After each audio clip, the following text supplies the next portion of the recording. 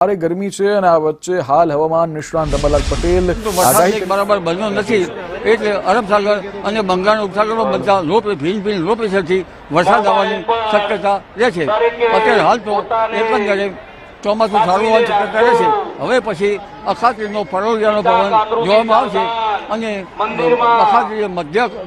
લગભગ મધ્યાહને બપોરે એક સવા લાકડી કે લઈ અને એનો પડછાયો જોવામાં આવશે। જો એનો પડછાયો ઉત્તર તરફ હોય તો સૂર્ય લગભગ દક્ષિણ હિન્દ મહાસાગર તરફ હોય, હિન્દ મહાસાગરની વરાળ સારી આવે એટલે અત્યારે હાલ તો સંજોગ સારા જણાય છે અને ચોમાસું એકંદરે સારું રહેવાની શક્યતા છે, પરંતુ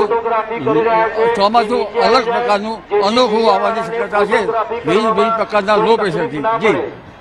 તો મહેરબાની કરીને ફોટોગ્રાફી જે પણ વધારે ખેડૂતો અંગે જોવા જઈએ તો